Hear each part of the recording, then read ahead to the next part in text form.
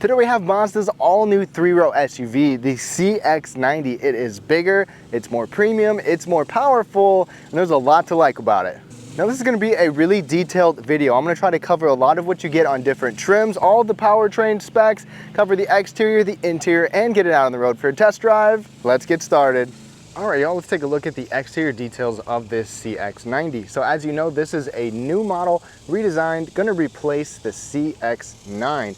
Let's talk about the trim levels. We've got the base select, preferred, preferred plus, premium, and premium plus, and you can get those with 3 different powertrains, so that makes a lot of different options. This one is the Turbo S Premium Plus, so the top end, most expensive one that you're gonna get here.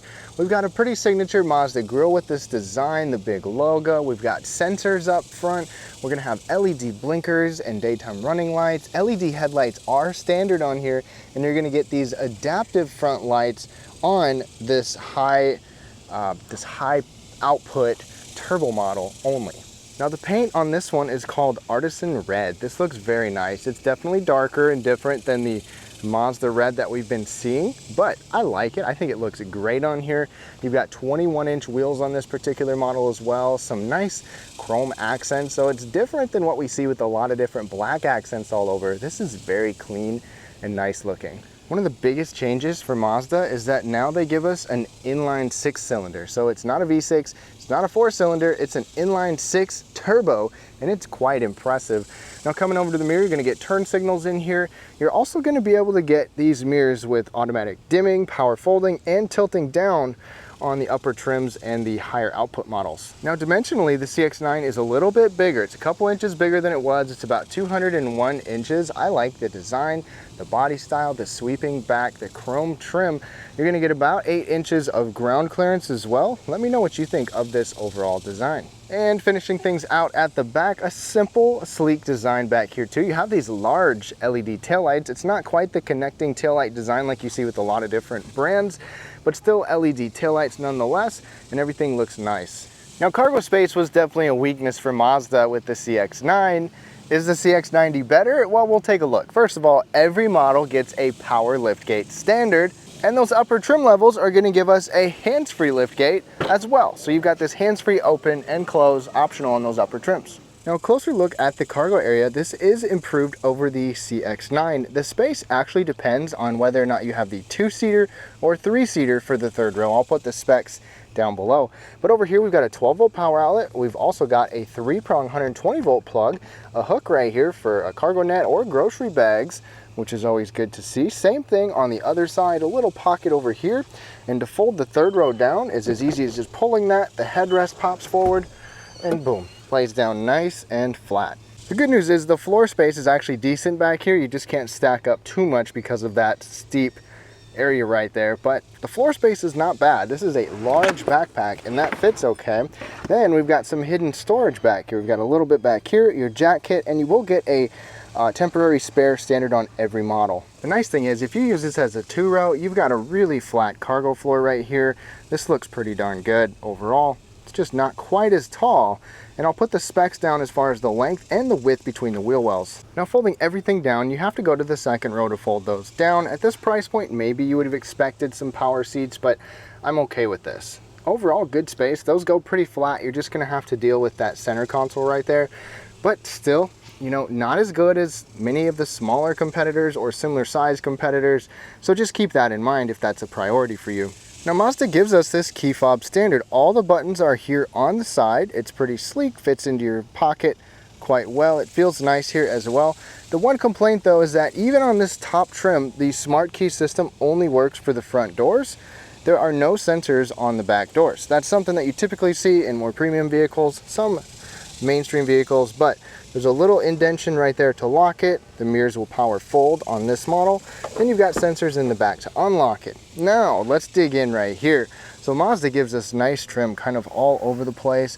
We've got Napa leather seats on this particular model. You can get Napa leather here or all the way down to regular leather, synthetic leather, or cloth seats on the base model. But these are really nice. You even have this like little insert right here. This kind of a two-tone texture that matches the rest of the interior that you'll see in a little bit. What do you think of the color? What do you think of the toning? Everything looks nice. The bolstering is good. It's pretty soft, You've only got two-way lumbar. I was honestly expecting a four-way lumbar in here. No other extra adjustments. And the steering wheel is going to be heated and leather wrapped. This is actually really nice and soft. You've got this two-tone on this model. It's even power, tilt, and telescoping here, so you can make that adjustable like that. You'll also get memory settings here on the top trims. And heated seats will be standard on all models, at least in the US, except the base model. And then ventilated seats will be on those Premium Plus models. So you can get it with the lower output engine or this higher output engine too. Now climbing into the second row, first of all, the seating configuration is a little bit wonky and confusing because you've got like 3 different configurations in here. You've got an 8-seat, a 7-seat, or a 6-seater, and a 6-seater is what we have right here. It depends on the trim and what your options are. Over on the door, we've got this sliding sunshade right there. That's always really nice. You've got the same soft material right here. Might be cool, but maybe not cool when you got kids back here.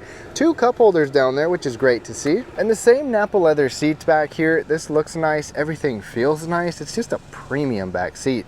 Now, sitting behind myself, I'm 5'9". That's where I like to sit. Legroom is okay.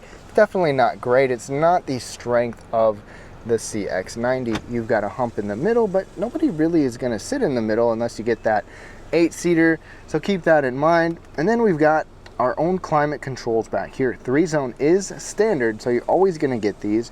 Get these USB-C ports right here. These vents are standard.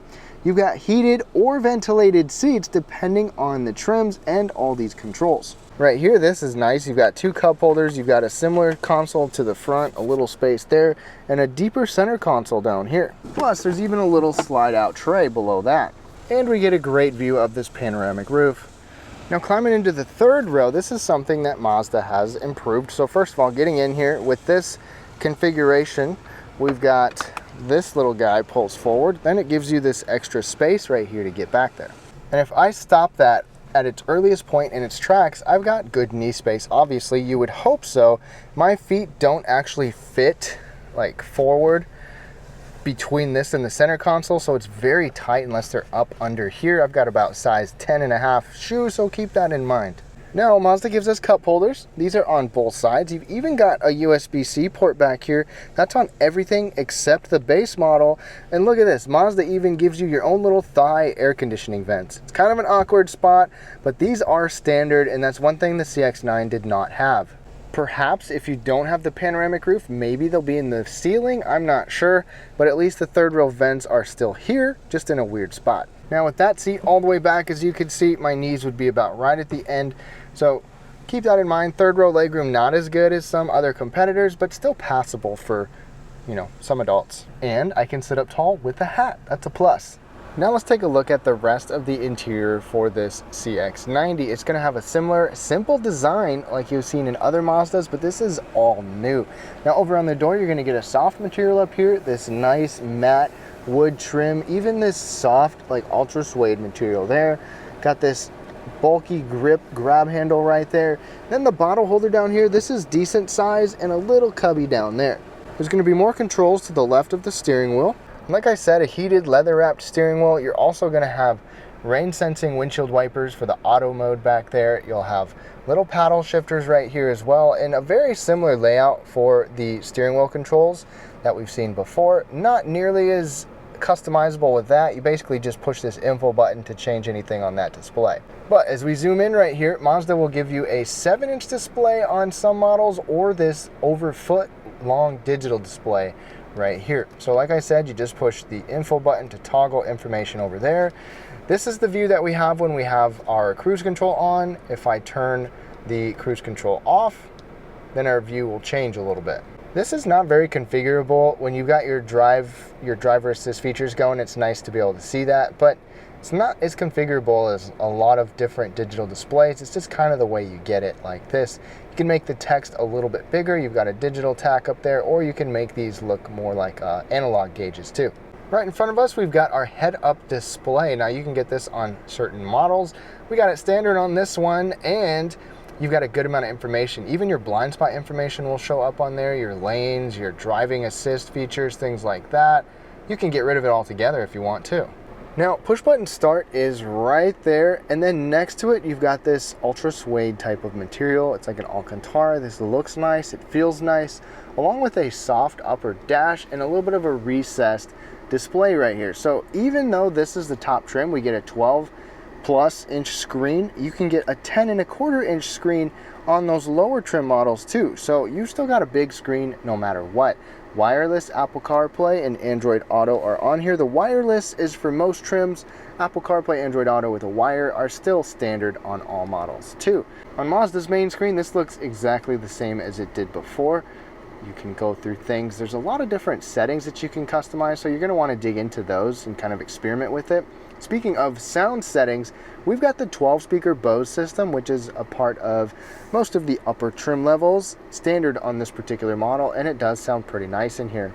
So the way that that works is you control it with this command knob. So this is a little bit different than Mazda's other knobs. I like the location, the placement. This feels nice. You've got a neural pattern on the side. Same with the volume knob. This can be moved over to seek as well. Favorite button right there. Parking brake and electronic or auto brake hold. Then you got shortcuts around here. So this is very easy to use. Let's go into reverse. Check out our screen right here. So Mazda gives you a 360 camera. This is on the upper trim levels. You can see a couple of different views as well. So when you're in reverse, you can see a top-down view, you can see a wider view. Let's go ahead and get out of reverse, and there's a camera button next to the shifter that you can push that, and then you can even see like a straight down next to the tire view. This is really handy. Now Mazda gives us a 3-zone climate control. This is an interesting setup right here. It's very simple, but you still get buttons for pretty much everything. Heated steering wheel, heated and ventilated seat buttons right there. All your AC controls down here with the display. And this is kind of weird. So you go down for the air temperature and you go down to go up with the heat too. It's just kind of weird. You feel like this would go up, but you have to push it down. It just kind of plays with me a little bit. Auto setting right there. You can sync it for you and the passenger, or you can just manually control it like that. Down from there, we have a wireless charging mat right there. It's a good spot. Not really a good storage area for other things, but 12-volt power outlet right here. You've got good sized cup holders. These accommodate most drinks really well because of those accommodation rings. You can cover it up if you want. You've got nice trim down here too. Your drive mode button is down here, and let me show you those. So you toggle that, you've got an off-road mode, you've got normal, and you've got sport. I don't know if we'll ever see an eco mode on Mazda, but you got that plug-in hybrid where you can do pure EV mode. The shifter is really wonky. So it's a low profile shifter. It's not very tall, pretty stubby, but the way it works is interesting. So you've still got a lever in the front. You pull that, you move it over for reverse, go down to neutral or drive. And you know, most of the time when you're done driving, you just go straight up and you're in park. But no, you're in reverse. Make sure you go over for park. It takes a little getting used to. There have been a couple times I've been in drive, slam it into park, or at least I thought it was park, and boom, nope, I start rolling backwards. Make sure you're paying attention. Downhill assist control and your camera shortcut button right there. And like I said, this trim is just really nice right here. This center console is similar to what we've seen before. You've got one side that opens that way, one side that opens this way. You've got 2 USB ports down here, USB-C ports, an SD card, and it's not very deep. It's definitely not very spacious when you think about some of the other vehicles. No locking glove box, but you got a nice soft handle. You've got a soft liner in here, and it's pretty decent size. Mazda gives us an automatic dimming rearview mirror right there on most of the upper trims, at the very least, a frameless one or a regular one. We've got sunglass holder right there, and you've got LED interior lighting in here as well. And one more little bonus, this button opens up our panoramic roof. So you can get a standard size moonroof on all models except the base, or this panoramic roof on the upper trims. We did not see a panoramic roof before with Mazda. And this visor right here, thankfully, is not just a little slide out piece. The entire visor will slide out. Now under the hood, everything is completely new. So it's still based off of a turbocharged engine, but we also get a plug-in hybrid variant as well. That is all new. This is not a V6, it's not a 4-cylinder, this is an inline 6-cylinder, which gives us more room to improve the suspension components as well, and it's quite smooth. So it's kind of confusing. You've got a couple different ways Mazda refers to it. The Turbo or the Turbo S. The Turbo is like the standard powertrain, and then there's the Turbo S, which is the higher powertrain, and then there's the plug-in hybrid. So when I'm going through all the trims, keep that in mind, but let's talk about all the numbers here. And before I dive in, keep in mind a rear drive based all-wheel drive system is standard on every single model. There's no such thing as a front-wheel drive or a rear-wheel drive CX-90. They're all-wheel drive.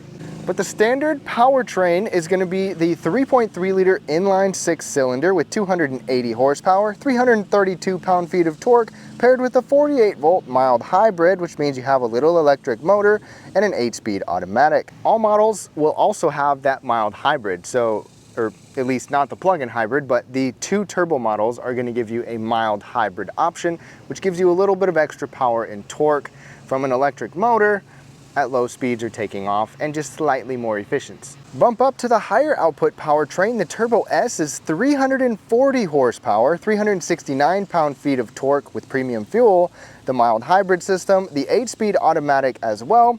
And the 8-speed automatic for both of these is different. It is not based on a torque converter, it has a wet clutch, so you should get some smoother shifts in here. We'll talk about that in the test drive. And that's a lot of power and a lot of torque for your regular family 3-row crossover, especially when you look at some of the competitors. Now here's the thing, you can still get pretty much all these trim levels with the standard engine, which still has good power and torque, or with this Turbo S model here, if you want a more premium experience. Miles per gallon is actually still very similar between the two, 25 miles per gallon combined for both, just a little better in the city for the standard model. Towing is gonna get up to 5,000 pounds when you have this Turbo S model. And some exciting news, Mazda now gives us a plug-in hybrid electric vehicle version, PHEV. So you've got a certain amount that can be pure electric. You plug it in just like an electric car, but then you still have a gas engine to where when you run out of electricity or electric range, you run on gas, and then you can drive just like normal. So I like the plug-in hybrid option. Maybe you got a 10-mile commute, 15-mile commute, you could do most of it there and back on just electric range, and you can charge with a standard plug at home in about 11 hours or a 240 volt faster plug in 2.5 hours. So which powertrain would you go for? The standard one, the higher output Turbo S, or the plug-in hybrid vehicle with some electric range? All right, y'all, we are now behind the wheel in this CX-90, and I've got to say, first impressions is that it definitely feels premium. I mean, it's got a nice, smooth feeling about it, and I can't wait to talk about it more in our test drive. Before we do that, this has Mazda's safety suite of driver assist features. So you've got your blind spot monitors, you've got emergency braking, you've got cross traffic alert. Some of them can give you the cross traffic alert in the front. You've got radar cruise control, some of them with the stop and go technology. It's just pretty much loaded up. But let's get on it a little bit. Just a little pedal.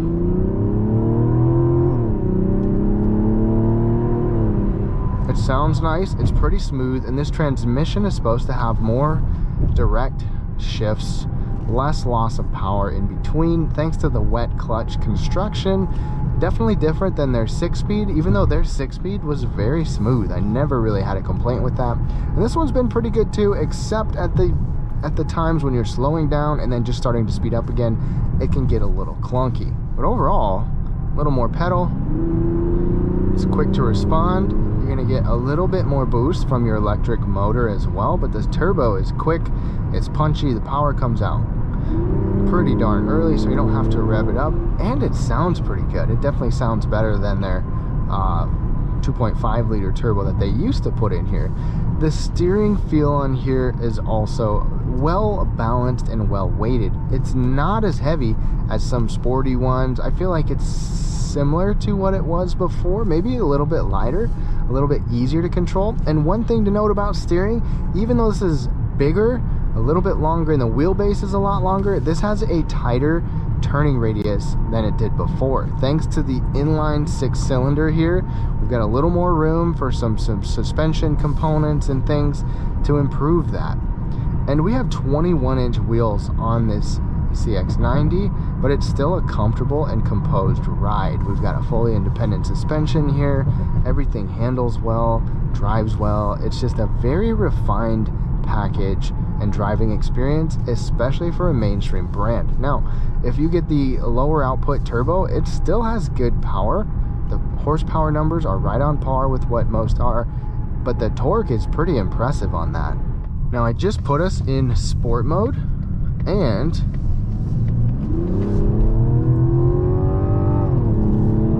our gauge gauges change. You get a lot more engine noise coming in here. And they just redid this road that I love to drive on for you guys. I'm gonna have to find a new road that's not as loud, but you can hear some road noise in here now. This is still a quiet vehicle because this is a rough texture. This is like fresh rock just laid down. But this Mazda's still handling well. You can feel the weight of the vehicle. This is a heavy vehicle when you go around corners, but you still have a nice connected feeling to the road. You have all-wheel drive standard, and we're going 60 right now. Let's say we're gonna pass somebody, pedal down. Very quick to get up to 70, 75-ish. And the car just said it detected a distracted driver, meaning me, probably because of the way I'm driving. But it drives nice, it corners well, it's got good acceleration. There's so much to like about it. Now, the screen does take a little getting used to if you're not used to this command knob. This is not as configurable up here as it is in most, so keep that in mind. There's just some little small things that might take some getting used to. The shifter is a little bit weird too, but overall, I've been comfortable in here. Ride comfort's good, all of that. There's not much to complain about. Now, in terms of road noise, while we're on a surface like this is still quiet. I don't think it's quieter than it was, maybe even a little bit louder, but the tires are gonna make a huge difference. There's basically no wind noise at high speeds. We've got laminated double pane glass right there, so that's gonna help with that a lot. And Mazdas lately have been very quiet. Now, to wrap things up on this 2024 Mazda CX-90, I like that they pretty much gave us a whole brand new vehicle. This is the CX-9 basically in new form, but it's bigger, it's more premium, it's more powerful. You still get a lot of features and pretty good value at each price point, but it's still got some of those weaknesses that we had with the CX-9, like the overall space, considering its size when you compare it to other 3-rows. But on the flip side, it still drives great, it's got impressive powertrains, and now it has a new plug-in hybrid. So for a 3-row SUV, is this something you would buy? Let me know down below what you think. I enjoyed my time with this CX-90, but let me know what your thoughts are. Thank you so much for watching. Have a great day.